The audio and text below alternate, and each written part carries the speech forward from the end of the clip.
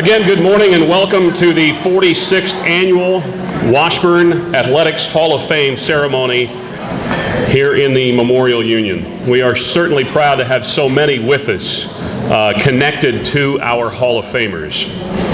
We would like to recognize Hall of Famers that are in the audience, and we have quite a few today. So if you would stand, and we will recognize you with our applause at the end.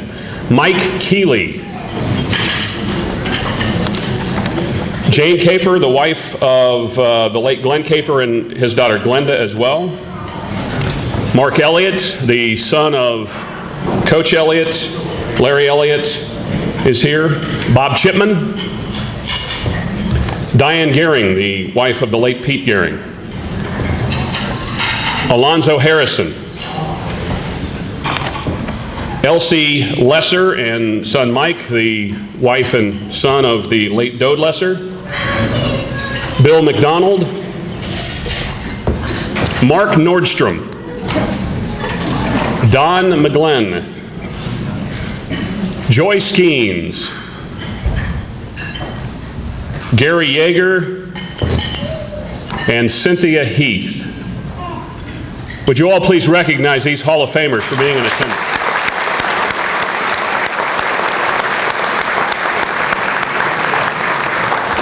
Truly an honor to have Hall of Famers in the presence of our next class.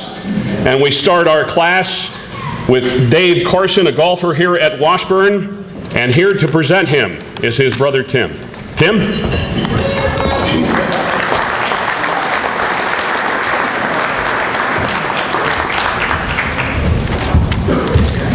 Thanks, Bruce.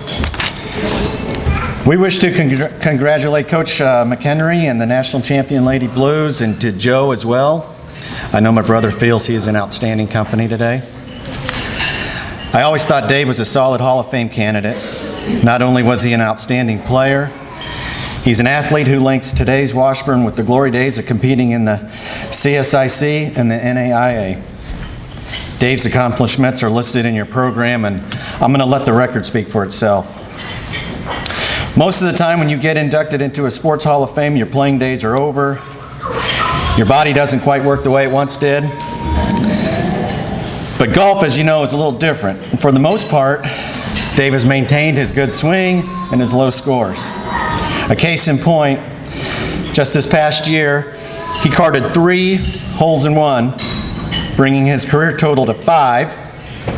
His first hole in one came nearly 40 years ago, when he was just picking up the game. Prior to Dave's accomplishments at Washburn, he won the 1981 5A State Golf Tournament while at Shawnee Heights, where a photo of him and his partial mullet will live on forever.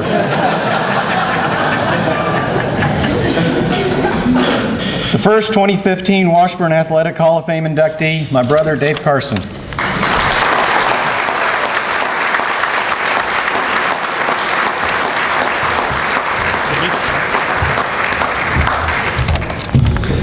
Thanks, Timmy, I think.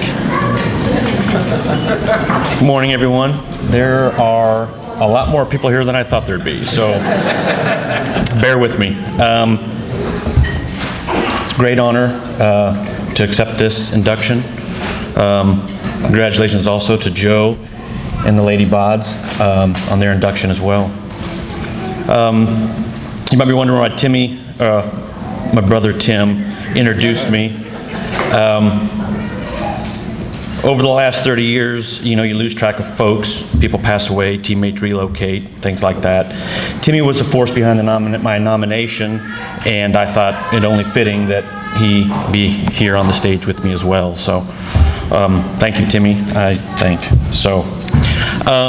So my golf career, played 82 to 85, 30 years ago.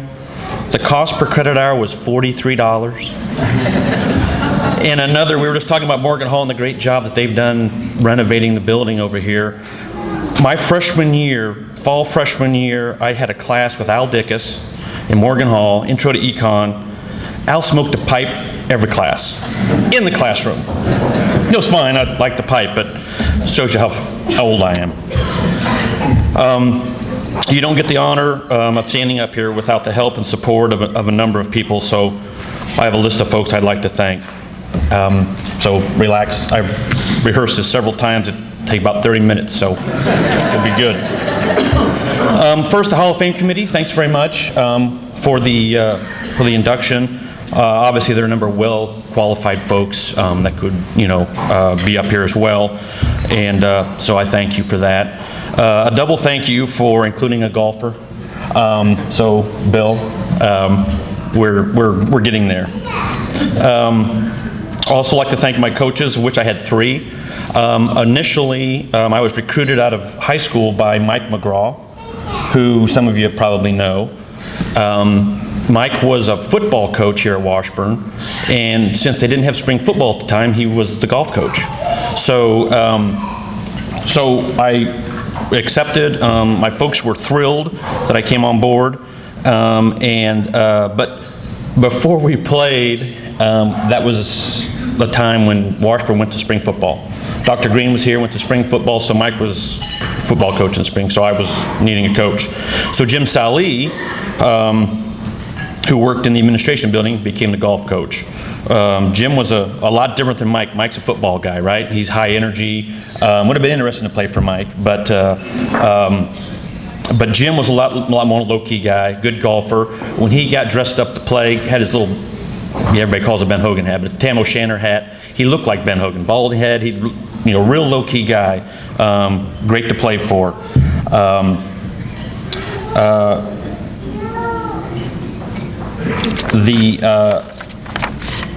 Had budget issues. Jim was replaced my sophomore year by Glenn Kafer. So I played for Coach K for 3 years, final 3 years. He was similar to McGraw, high energy, intense. If you did something he didn't like, you knew it. So he was 180 degrees from Coach Sallee, but again, good to play for. Each coach kind of brought their own perspective, and I learned from each of them. Work hard, don't worry about things you can't control, be prepared. In golf, because you're out there by yourself, if you play well, you usually have a good outcome, but if you don't, you go practice some more. So, my teammates, play with a great bunch of guys, my 4 years here. First guy I got to mention, C.C. Metzler. He was a senior when I was just a punk freshman, and played 2 years here. He was led by example, wasn't very vocal, but all you had to do was watch CC play, watch him act. I mean, he was a great player, solid, great putter, very few mental mistakes on the golf course, so very, very easy to emulate, and that's the guy you kind of wanted to be like. Second guy, there was, again, almost 180 degrees, was Steve McDonald. I played with Steve for a couple years. He transferred into Washburn. And he was a good player as well, but certainly more outgoing than CC, more of a vocal leader, cheerleader, and one of the most positive teammates I've ever had. You could 3-putt the Masters, the 18th green on the Masters, to lose it, and Steve would come up, put your arm around you, and said, "Hey, yeah, I know, that's okay. You put a great stroke on it." So he was always very positive, very positive. Other teammates included Mike Clark, our very own Ronnie McHenry, before he became a basketball coaching legend. Craig Martin, Brian Burris, Jason Schimmel, Matt Griswold. Matty had a temper. We lost a few clubs when Matty played. Paul Stevenson. I apologize if I'm missing someone, but nevertheless, a great bunch of guys. And in the NAIA days, great times on the van rides to the tournaments. Quick story. My freshman year, I think it was my freshman year, this tall kid qualified for a couple of events. Good guy, great player, fit right in on our trips in the van, to tournaments and things like that. But he only played in a couple tournaments. Said because he had basketball responsibility and couldn't do both things. And we're like, that's too bad. Well, the kid was Gary Carrier. So for those of you who remember Gary, you tell me, did he make the right decision to stay with basketball? Also, I'd like to thank Jim Fournier. Jim Fournier was the PGA professional at Shawnee Country Club while I was at Washburn. I caddied, cleaned clubs, worked in the pro shop during the summers, and for Jim. And Jim spent his formative years from La Jolla, in La Jolla, California, in the San Diego area. So he took lessons from a PGA player named Paul Runyon. So I encourage anybody who doesn't know who Paul Runyon is to look that up. He won the Masters once. I think he won the PGA twice back in the 30s and 40s. So very, very good player. So Jim was a great player himself, awesome pedigree, had great stories of his early days in playing in San Diego. So if you ever get a chance to talk to Jim, just wind him up. He'll talk all day for you. But for whatever reason, he took an interest in my game, providing advice and lessons. And Jim also allowed me to caddy and eventually play with him in a few of the PGA Pro-Ams they had in the area. And I'm sure I was frustrating, but to play with. But as Jim knew, it gave me great experience playing with better players, and I thank him for his patience and kindness. A quick shout out to the late Jerry Barker. Jerry was a longtime supporter of Washburn, had a golf scholarship in his name here at Washburn, which I was fortunate enough to have the first couple years I was here. Also, a quick thank you to Dr. Lawrence Smith, my academic advisor here at Washburn. Made that guy work overtime, but we lost Dr. Smith a few years ago too, but great person. Anybody a SIG-Ep would know Dr. Smith was a big SIG-Ep supporter of the fraternity while he was here. Also like to thank my wife, Cheryl, my two boys, Christopher and Matthew, and other family and friends that have gotten up early on a great Saturday morning to show up and be here, so I thank you for that. A lot of other things they could be doing, so I appreciate that. By the way, Christopher just graduated from Washburn, and Maddie, fingers crossed, will graduate in semester. So help me out with that. Lastly, I thank my folks, Alan and Connie. As I mentioned earlier, they were thrilled when I was asked to play at their alma mater and supported me through all the ups and downs that are thrown at a college kid during their 4 years. Actually, in my case, 5 years. But Al passed in February 2010, leaving a W basketball game, coincidentally. But I know he's proudly looking down right now. They are my biggest fans, and always thank them for being so supportive. Thanks.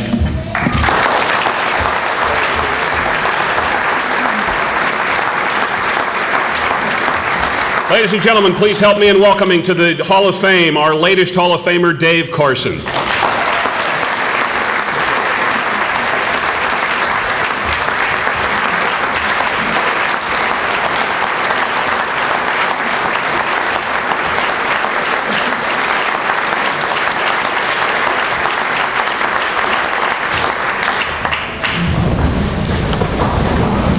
Our next Hall of Famer is Joe Schartz.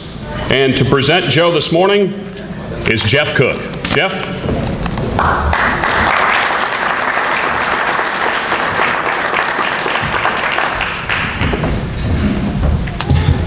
Good morning. It's a real pleasure and an honor for me to introduce to you quarterback Joe Schartz. Joe and I arrived at Washburn in the fall of 1993. We were 2 of 27 freshmen on the football program's roster that fall. When we arrived, Washburn had a quarterback returning who had put up some pretty nice numbers in the prior year. And so it looked like Joe might not get a chance to play early in his Washburn career. If you know Joe, this didn't set well with Joe. And he begged to get on the field, the special teams, defense, any way possible. But they weren't having that, and pretty soon Joe's opportunity came, and the rest, as they say, is history. During our time at Washburn, Joe was one of the best quarterbacks in the MIAA. He was a true dual threat quarterback before dual threat quarterbacks became all the rage in college football. His statistics are in front of you, and they are impressive. And I won't bother you to repeat them. They're there, and they're outstanding. It wasn't unusual during our time for him to run the option on first down and second down and drop back and throw a 25-yard pass on third down. But I'm here, these statistics are a credit to Joe's ability, but I'm here to tell you that we're not here because of Joe's golden arm and his fleet feet. We're here today honoring Joe because he was a true leader and because of his work ethic. It's easy to lead and it's easy to work hard when you're challenging for championships and you're out in front. During our time at Washburn, that wasn't always the case. It's much harder to show up and work hard every day and lead a football team when you're rebuilding the program. And that's what we did when we were here at Washburn. When I told you earlier we were 2 of 27 freshmen, the rest of that story is 6 of us played all 4 years together. 4 of us are here today.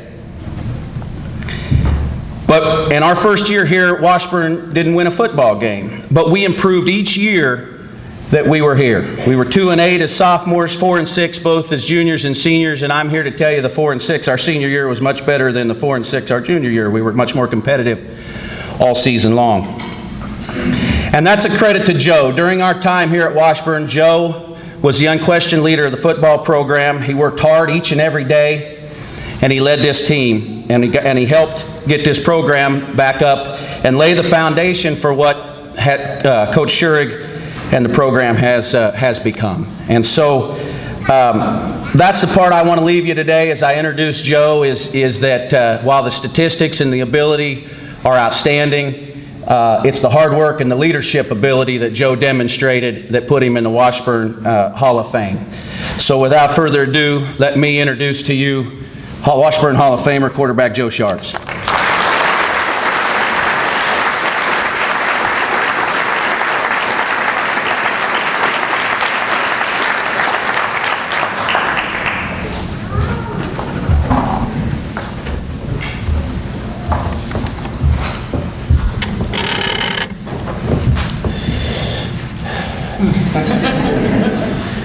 Good morning. Good morning. Thank you, Jeff. That was great. It's great to see you. You know, over the years, it's been, I think, 19 years since I've been here at Washburn, and oftentimes life gets in the way and you don't get to see the people that you care about as much as you want to. So this is a great opportunity. I've already seen a lot of familiar faces, and we're getting reacquainted, and we're seeing how each other's families have taken shape and how the kids are growing, and it's a great honor, and it's a great event for that. I want to give my congratulations to Dave and the Lady Ichabods for their great accomplishments and the honor of being introduced or inducted into the Hall of Fame. I'd also like to start with some thank yous here with my family. Many of them have traveled quite a few miles to be here today, and it means a lot. They've supported me my whole life. When I was playing here, they never missed a game. It's my mom and dad.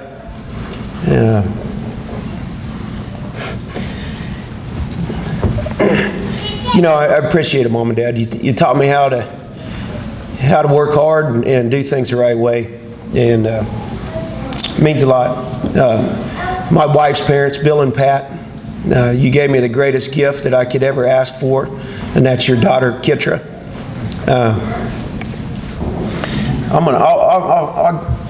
I'll toughen up here a little bit. Somebody said,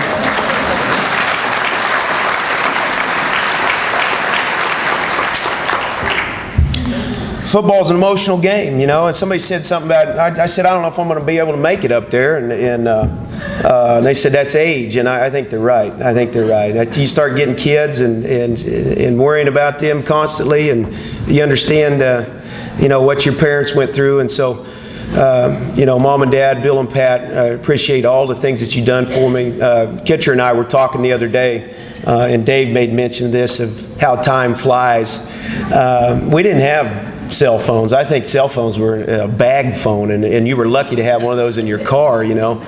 And so Kitra, my wife Kitra, was still in high school my freshman year. I remember Mom and Dad bringing me up here to Washburn, and we stayed in a motel the day before they dropped me off to go to practice, and I was a nervous wreck, and you know, Kitra was at home, and I called her often, and spent a lot of money on the phone. So Bill and Pat, I appreciate you paying Kitra's phone bill.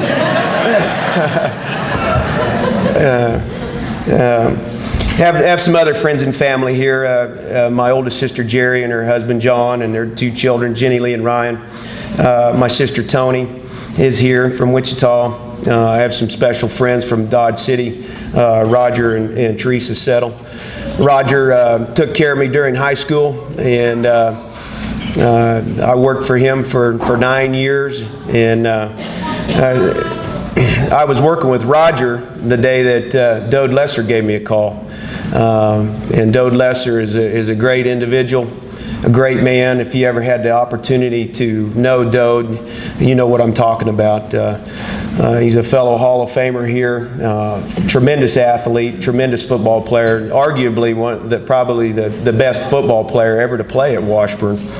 But my favorite story about Dode, we were working in the summer, and he had a friend out at Lake Sherwood, and they made a bet. That friend needed a beach in the back of his house, and he dumped, I think, 3 tons of sand in his driveway.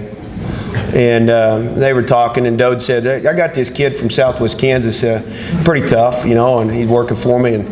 And Dode and I were driving by the house, and he says, hey, Joe, how long do you think it'll take you to wheelbarrow that sand back to this backyard to his beach? I said, I can do that. I can do that in the morning. And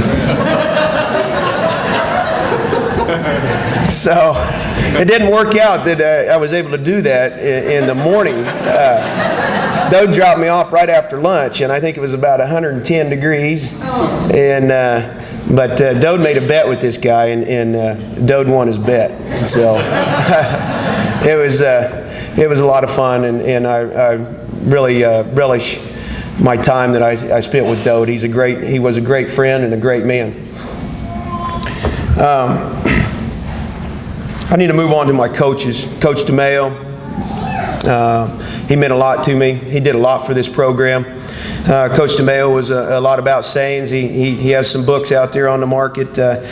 We live by phrases such as hard work works, trust is a must, deeds not words, we not me. We also had a program in the off season called Fun, Sun, and Run. It was tough. It was tough. I tell you, I don't think any of us slept a wink those nights before that, because we were so scared that the alarm wasn't going to go off. Because as hard as Fun, Sun, and Run was, you didn't want to miss Fun, Sun, and Run. But you know, there was no sun. It wasn't fun, but we did run.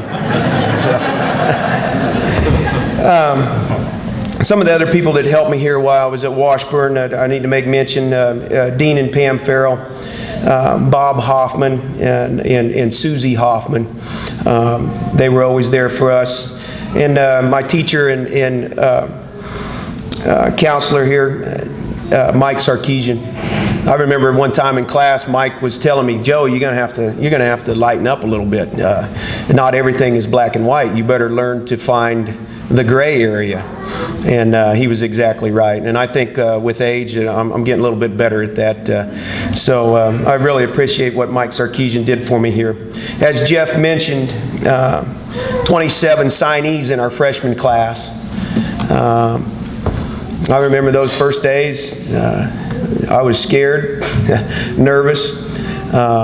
Like I said, didn't have a phone, and I did everything I could. The first 2 weeks were tough. I did everything I could to get out of here.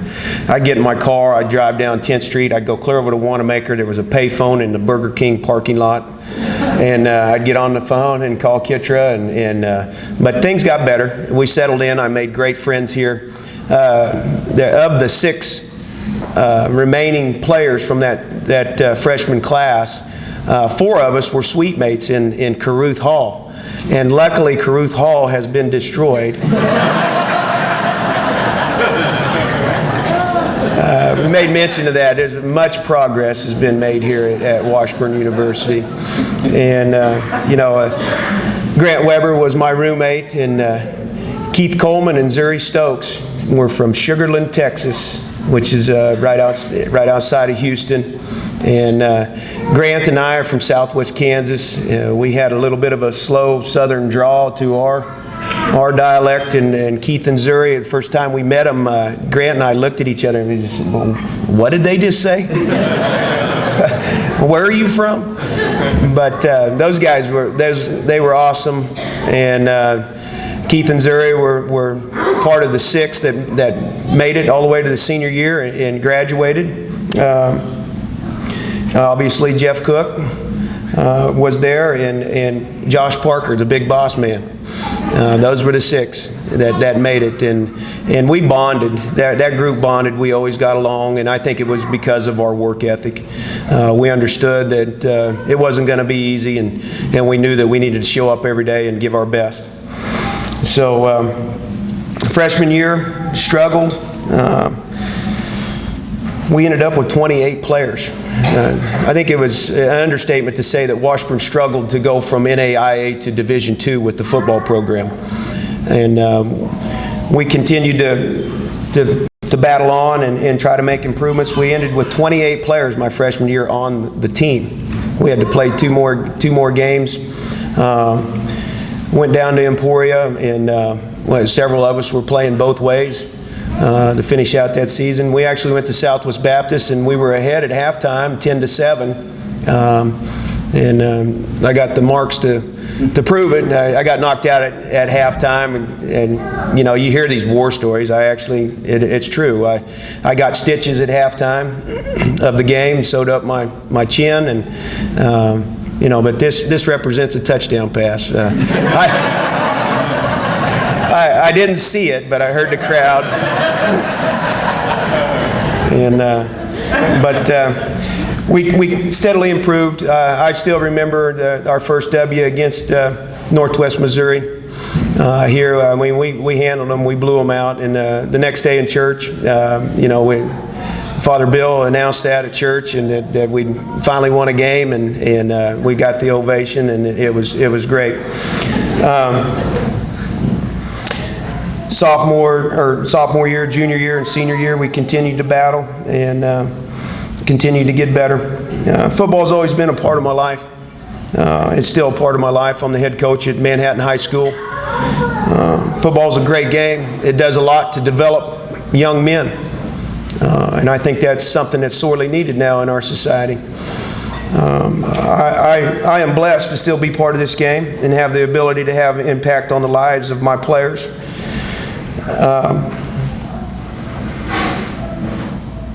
It's a great sport. It's a great sport. In closing, I just want to thank Washburn University for giving me the opportunity to play college football. Thank you for recognizing that there were positive things happening in the football program during this time. I'd like to accept this honor on behalf of my 5 classmates and the many other hardworking and talented players and coaches that I encountered here at my time at Washburn. They truly deserve it. So thank you for being here.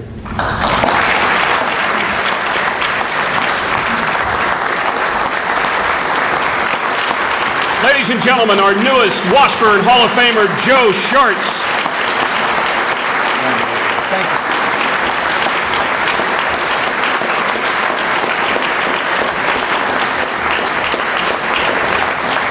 I don't know, was that picture taken yesterday, or? Good grief. Not much. I mean, Coach Schurig was asking if you had some eligibility. He was ready to go for today, so. Thank God they don't have a picture of me from then. But. Well, I have certainly a special connection to all of those Hall of Fame inductees today. I've known the Carson family for a while and gotten to know Dave and everyone connected with the family. Joe, in my past life as a play-by-play voice, had the opportunity to cover and meet Joe and meet him through his coaching tenure at Manhattan High. My connection to our next Hall of Fame inductees was through having the opportunity to describe what was going on the radio, and a special connection with the 2005 National Championship Lady Blues team. And the game I will most remember, obviously winning a national championship is awesome, but the game I most remember is the game beating Emporia down at Drury.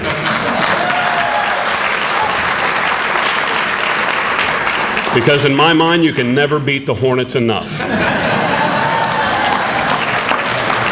Before I bring up Coach McHenry, who will present Laura Wessling to speak on behalf of the team, we want to recognize the members and the support staff for the national championship team.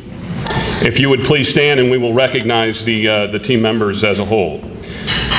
Allison Garrett, Jennifer Harris, Holly Henricks, Cindy Keeley, Danny McHenry, Aaron Menard, Joanna Rivers, April Roadhouse, Carla Centra, Megan Sullivan, Brooke Ubelaker, course head coach Ron McHenry, assistant coach Dustin Odom, athletic trainers Steve Ice and Mike Ramirez. Yes, the Iceman is bald now. Sports Information Office, Gene Castle and Brad Noller. Athletic Director, Lauren Ferre. We have two members that were not able to be with us today, Stacy Becker and Stephanie Bodichet. Mark Elliott was the voice of the Lady Blues. He is here with us today. And Karen Garrison was kind of working into her athletic training career. So Karen, thank you for joining us as well. Ladies and gentlemen, please recognize our 2005 team members.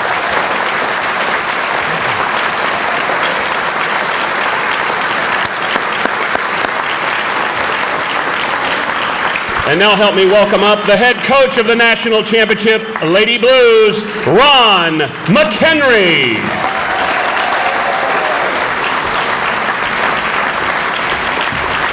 Thanks, Bruce. Yeah, David and Joe, you look a lot younger than I am, and a lot better than I am, and a lot more hair than I have. So, you know, it's really super as you get older, which I'm doing. I got to watch and actually play with Dave in golf, and I just tell a little story about golf. Back then we had about 6 players, and I think the 6th man had to go study, so that's why I got to play. You know, so it was kind of a funny story. I didn't play much golf, and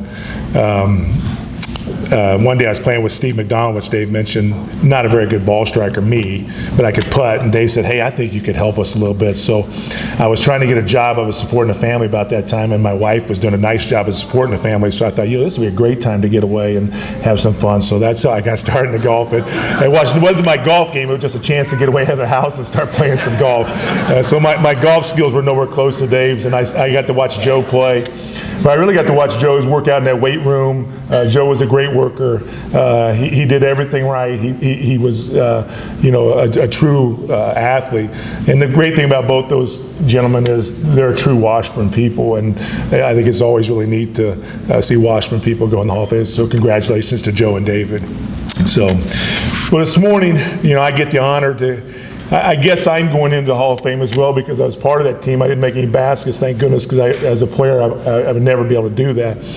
But as a coach, you know, I was honored to be able to coach that team, the 2004-2005 team. You know, the same things I try to teach to our kids today. I want you to compete, and I want you to be great teammates. And you think it seems very simple, but it's really not that simple sometimes.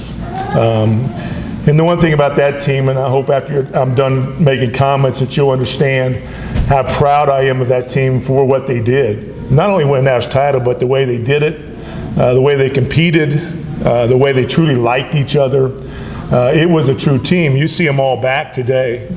Some of them will say hi because I haven't seen you this morning. I got scattered up a little bit. But they truly did like each other. They truly did pull for each other. You know, a team, you have different roles. Different things go on. You have your star players and you have other players. Some are younger as they're developing up. And so everybody has a different role. And I think the teams that are really good, like this team was, they respected each other's games. They respected each other's roles, and they respected each other's people. And that made a big deal to this team, and it was really super. You know, I almost cried watching these kids get up. I mean, you're right, Joe. As we get older, and I'm a lot older than you, we start to cry a little bit. One reason I cried, because I sure wish I had them. You know, because they were pretty darn good. And number two, I'm just watching their families develop, and I'm not sure I'm going to stay long enough to get some of their kids to be able to play for me, so that hurts me as well. But it's great to see them all back. You know, it seems like it was just yesterday. It really does. And when they talked about the support group, you know, it takes a lot of people to win. It takes a lot of people you don't understand. Our SID office with Gene and Brad Noller at that time, they pushed a lot of papers to try to make us look good. That team didn't have to really push a lot of paper to look good, but they worked hard to give us every opportunity in the media to do what we need to do. They probably gave me more stats than I probably deserved, because I'm one of those old school coaches that didn't know how to run a computer. So I would tell Gene, which knew how to run a computer 10 years ago, hey, give me some stats and let's go. And that's how I did some scout reports. So they do so many things. The training staff, you know, that year we lost a couple players. They worked hard to get them back into the game. We lost one at the national semifinal game. They worked real hard to get that back in. And you're only as good as your support group. And Steve and Michael, not only are they great trainers, but they're great people, good friends. And I think every team, every player here probably enjoyed seeing them probably as much as they want to see anybody else. So thank you for your support. And the administration as well, with Lauren, who gave us every opportunity to win, and Dr. Farley, who gave us every opportunity to win. It also, you're never going to be very good unless you got a great assistant coach. And that 2004-2005 team had one of the best. I mean, Dustin took great pride, and Dustin Odom took great pride in putting together a basketball team that not only could compete in the league, but could compete nationally. He loved coaching them. He loved being around them. And it was a challenge sometimes, but Dustin took that challenge and for many years created teams that were competing at national level, and definitely that team that he created. Spent a lot of time driving down seeing Carlos Sintra. There was some long rides down into somewhere Texas. Not sure I even know how to get there anymore. You know, some of the rides we took to go get players and the great effort he put in. I appreciate that, Dustin. You know, I think the one thing I want to talk about with this team, and now I get my papers in order because I was going to follow a script, but my wife knew that I would never do that, so I kind of broke away from that. So what I really want to do is kind of follow through what that team did and what they accomplished. Some of it's individual accomplishments, but most of it's a team accomplishment. It was nice for me to go back and research it. You know, you lose track of it over time, really what happened, who scored well, who played well at certain times of year. And the one thing you're going to find out for sure is how good this team was. We had a number of players who could score on a given night that would give up their role to play. And because of injuries and stuff, they would show you how good they were late in the year when they had to take over a different role. But this team was probably as talented as I've ever had, from 1 to 14 or 15 that we've ever had here. It'll arguably go down as the best Washburn women's basketball team in the history, not only by their talent, but their toughness and work. So, you know, I kind of read some of the stuff, and I know Joe and those guys didn't want to read it, but I'm going to go ahead and read it because it helps me look like I'm organized, Dave. So, and I'm probably backwards on some of this, but we'll go through it. The 2004, 2005, and we are the Lady Blues back then. They still take great pride in being the Lady Blues. Went 35-2. Overall en route to the NCAA Division II national title. They won their last 19 games and claimed to school Washburn's first NCAA national title. You remember we had moved over from NAI to NCAA, and so it was the first title at Washburn. Early on, this team put a real, you wanted to prove something big. We went down and played UMKC, and UMKC's a Division I school, and they were coached by a guy named Bo Overton. And Bo was a kind of a clown, a character. And he was a friend of mine, which is real scary to say that he's a character and a clown and he's a friend of mine, but he was, and he wanted to play us. And I don't know why he wanted to play us. They paid us to come down to Municipal. And I could tell right then we were going to be awfully good. I couldn't stop us from scoring.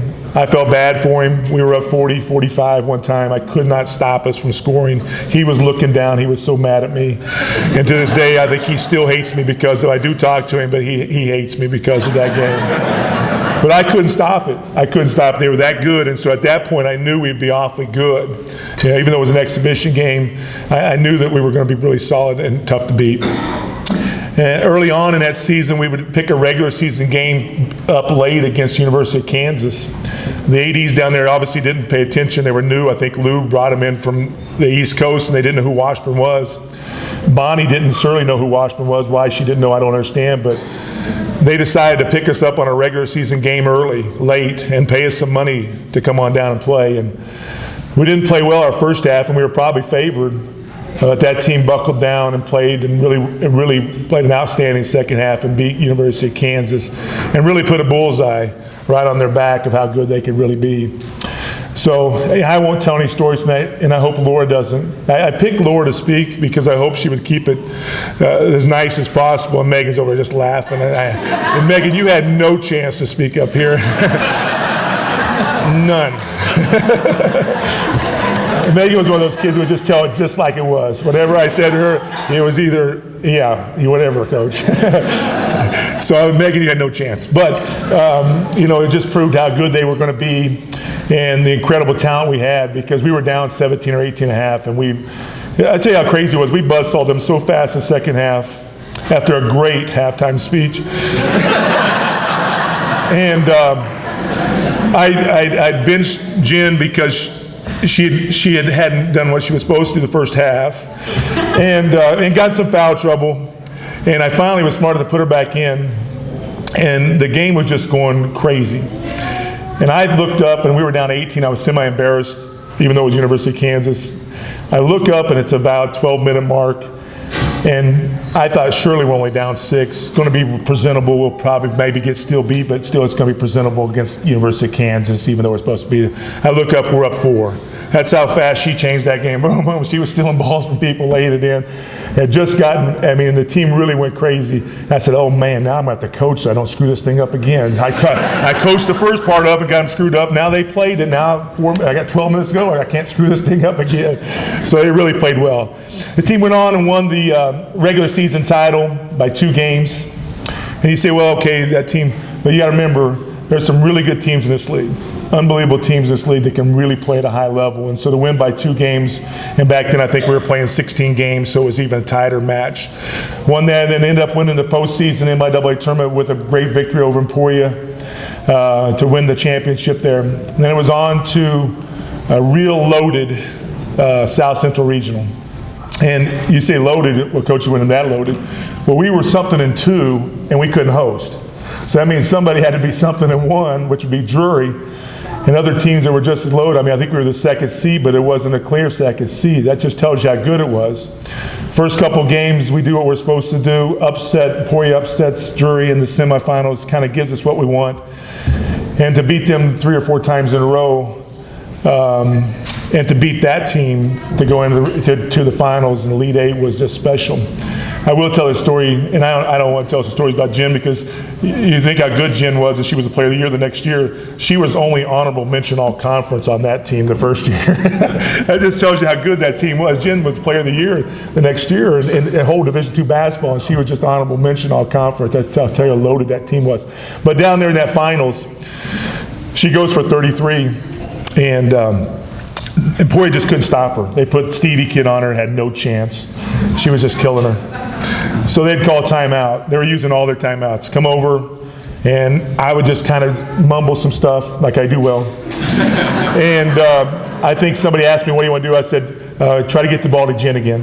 And so I think Jen went off again on them, and they started putting 2 people on her, and they come call timeout. What are you going to do? Keep getting the ball to Jen again. And so they finally put 3 on her, and I said, Jen, this time go ahead and throw it to one of those teammates, because they're going to be wide open, huh? And so it was one of my greatest coaching moves. I said, just throw the ball to Jen every time. And that was kind of the way it worked. We had some kids that could really score, and not only Jen, but there were some other kids that could really, really score. And so they were really easy to coach, because all I do is basically say, get the ball to the hot hand and get out of the way. Went on down to Arkansas, and like Mark Elliott said, the gym was blue. It just felt right. I don't know why it was. I think the relief from winning the regionals, because there were so many teams in there that we just didn't like. I mean, you never want to see Emporia State. You never want to see Drury go to the Elite Eight. And once we won that game, it kind of relaxed us to head into Arkansas. And the first game was this team out of West Virginia. Really solid effort. Tough one because we were predicted to win that one. But you had to go out and win it. Played well, got through the game. Second one was kind of the home team. We're in Arkansas. We're playing the Central Arkansas Sugar Bears, and so playing, kind of scoring not as well for us, 57 points, kind of down in scoring, but still holding them where we want them to be at. Games back and forth. All of a sudden, at the end of the game, things start to go a little haywire. We got a big lead, and girl who's just been killing us takes a three. Good challenge, not sure it was a foul, but we got a little foul on it. 4-point play ties the game up, and we've been up most of the game and had a 7-point lead with just over a minute to go. To this team's credit, to Cindy's credit, get the ball right back out of bounds. She's running down right in front of me, and another great coaching move. I kind of look out, and I got a timeout to use, but I don't see many people around her. They're down here pressing us down here. Here comes Cindy down the floor. And I really haven't ever seen Cindy in that position, taking off down the floor. I said, well, heck, I don't know if I got to play any better than this one. Why don't we just let her go? So he started calling that stupid timeout. I said, Cindy, just go on. I kind of watched her go right on by me, lay it in. And then we end up winning that game. And it was a tough game because, And so the last game was kind of just a dominant effort. I don't think Seattle Pacific was ranked number 2 in the country, had a chance that night. We played awfully well, and it was kind of over at halftime. And it allowed me to enjoy the players. It allowed me to enjoy the fans, the people that celebrated with us. It was just a great time. So that was kind of the run that we made in the history of that team. Individually, there were some great awards I would just kind of mention, but Carla Center was the MIAA MVP. She was South Central Regional All-Tournament, Elite 8 Most Outstanding Player, First Team All-American, and she had more passion and pizzazz.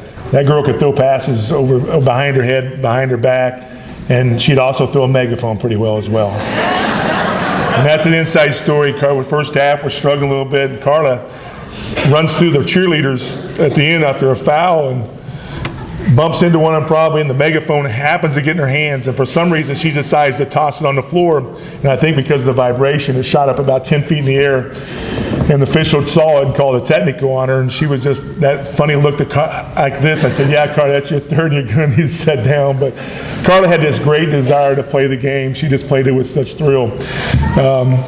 We had senior guard Joanna Rivers. Now Joanna, you got to remember, was recruited by Baylor.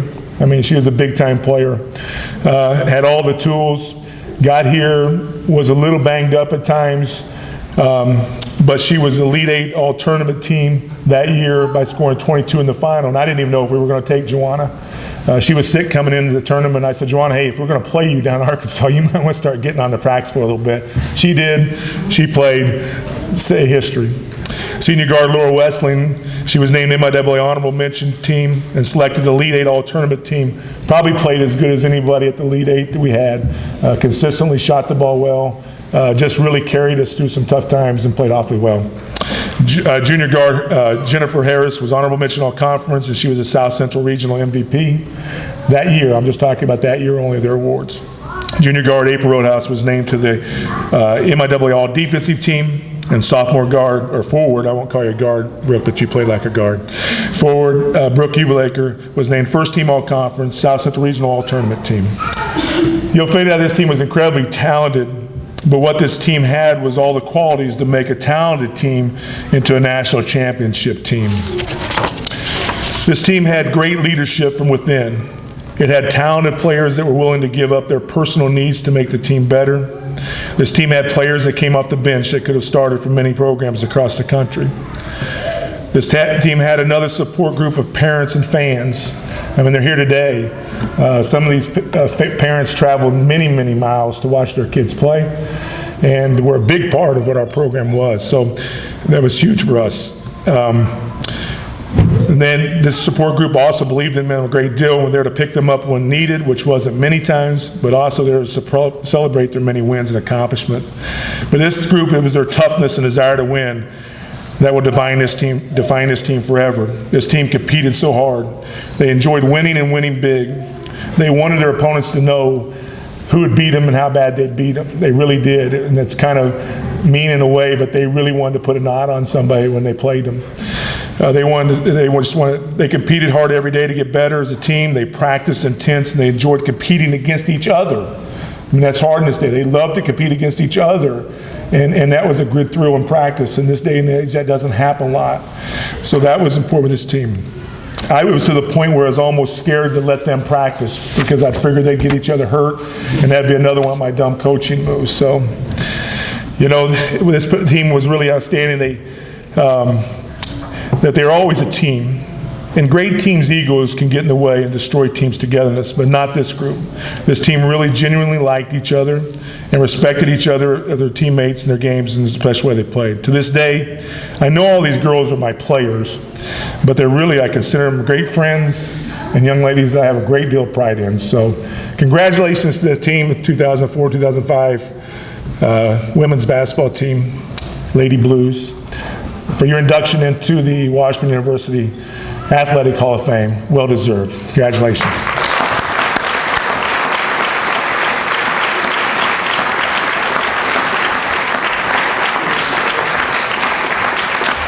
I'll introduce Laura. She was the one, it was either you or Allie, and I figured Allie would be busy today, because this is the one, well, I'm probably a little scared. Laura, now behave yourself up here.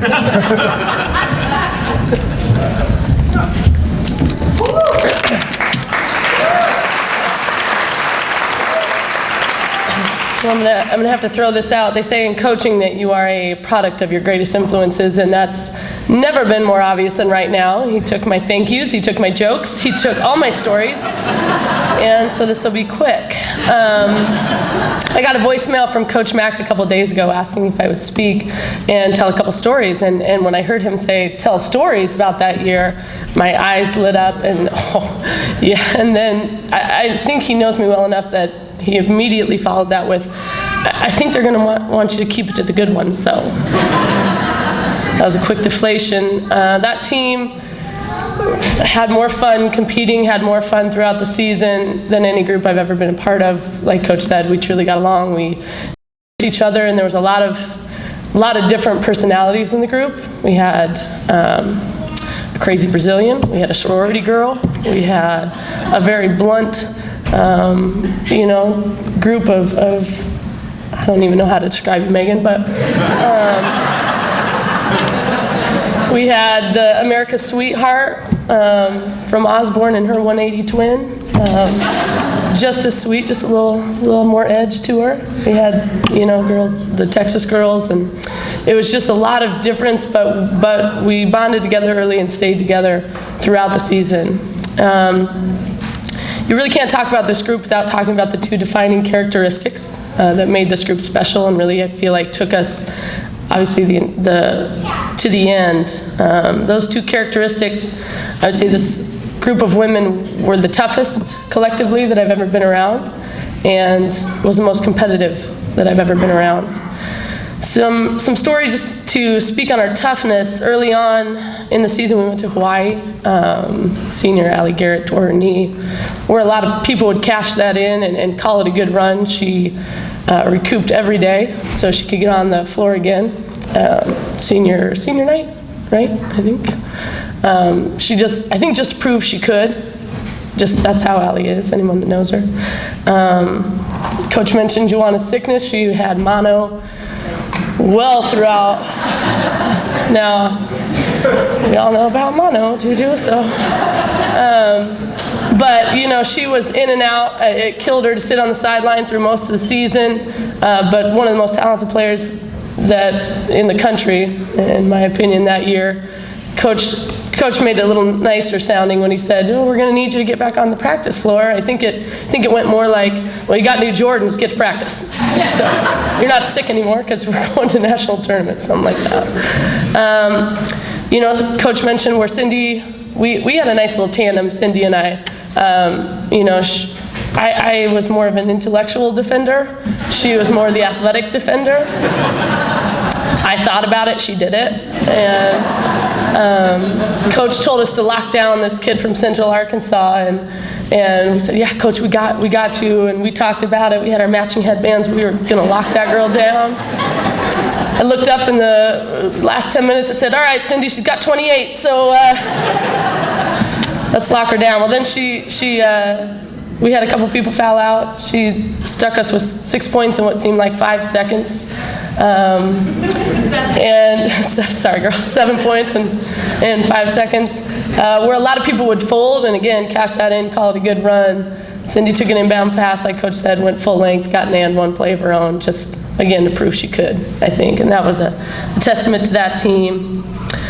There was the comeback win at KU, down 14 at halftime. One of the most epic halftime speeches I've ever heard. Not only did we not do it, she didn't do what she was supposed to do, but none of us did. It was a bad start. And that was a good KU team. They had some really good play. The Burris kid and Kemp kid from here in Topeka. They had a lot of talent. Anyone that knows Coach Mack or has watched him coach knows he has his own vernacular. And I don't think he left anything to the imagination in that halftime speech. You guys you just keep frogging around. And it's like, I'm so sorry for frogging, Coach, whatever that is. No idea. It just looked like a bunch of stiffs. I don't know what you're talking about. I think he threatened all of us from out of state, he threatened to send us home. All the girls from in-state, send them back to the farm. He was going to call Danny's mom. There was I think Juju said it best, there was no prejudice in how honest he was and with who. If you weren't doing your job, you got called out. And I think that was one thing that team appreciated, was honesty from each other and from Coach Mack. But anyway, it was a great speech. As we're walking out of the locker room and I'm questioning everything about my life, and to that point, I'm not sure exactly where I am or why I came. I remember the team kind of got together and, well, what? And I think he said, when he's done being mad at Jen, get her the ball, and then defend hard so we can get it to her quicker. So we did, and we pulled that one out. Another example of toughness, Danny came back from KU to play for her dad. That takes a special person to do that. You were walking into a Lion's Den there. I remember the first time I saw Coach Mack and Danny interact, he said, oh, Nana, hand me that. And I was like, oh, Nana, that's so cute. We were about 45 minutes into practice, the first practice, and it was not cute anymore. Nana, poor Nana. But if we got in trouble for something, we knew we just had to dig our heels in until Danny did something a little bad, and then it was, thanks, Danny. Thanks for taking the brunt of that. That season had some shooting slumps that I remember vividly, injuries, hostile crowds. I don't remember playing for many less than 1,000 that season. Just like Coach said, there was a target, and it got bad on the road sometimes. But the group never separated. We stuck together through it all, and I think that's why and how we ended up where we did. The next characteristic, and the most important, was how competitive that team was. Games were easy if you came to one of our practices, and it was very much, our bench players would start for, I would say, a high percentage teams in the country. And then our third group would beat our bench players and beat the starters sometimes. It was truly the most competitive group I've ever been on. When we got to games, nobody in our league competed as hard during a game that we did in practice. So it was just fun. It was fun to be around. The other part of that, and the reason we loved winning so much, this group had a knack for celebrating. Why wouldn't you want to have that much fun every time you win? So, it's just, we did. We like to win, and we like to win big. Nothing really meant more than winning. No personal drama, no personal agenda, no stat sheet, nothing. And I don't mean that in an imbalanced way. Every player on this team took advantage of the opportunity that Washburn gave to us, whether it's our education. We have teachers, we have doctors, nurses. I mean, we have a nurse that is someone that barely spoke English. It's unbelievable. was like Portuguese English. We don't even know what you said half the time. But we have phenomenal mothers. We have people that are really committed members of their, of their environments, of their societies, their families.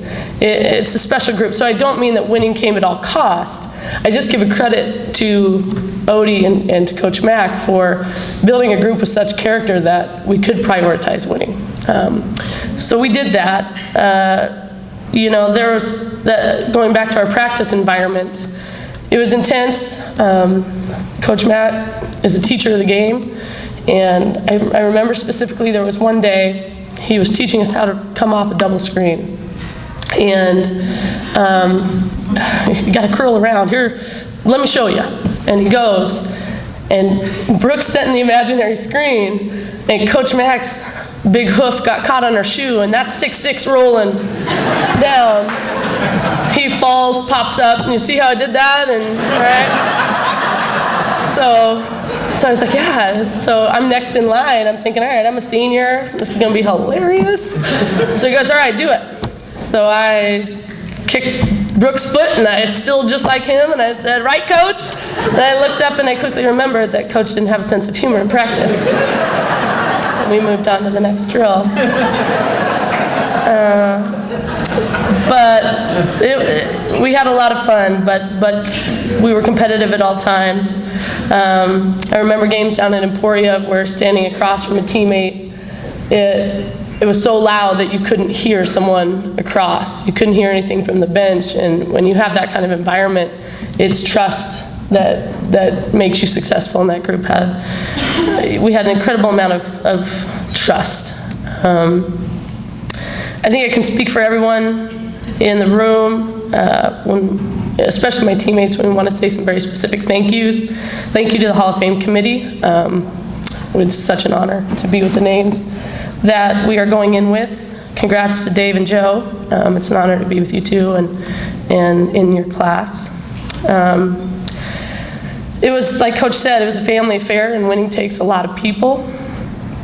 We'd like to thank Bruce and Mark for all the coverage that year, Ken Corbett and all the articles he wrote, me and Gene and Brad Noller, just for all their work in making us look good, sound good, and especially for our families who sometimes couldn't get to the games. Their coverage was phenomenal. And me and Gene has some of his own national championship publications, so being around excellence, it just kind of, it's contagious, and those people were excellent at their job.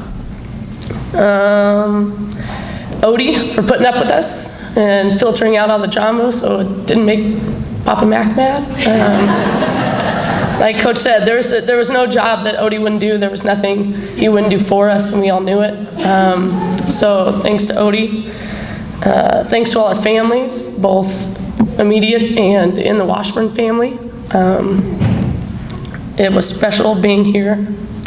And to Coach Mack for leading the way and setting the standard of excellence, and especially to my teammates for everything. Thanks.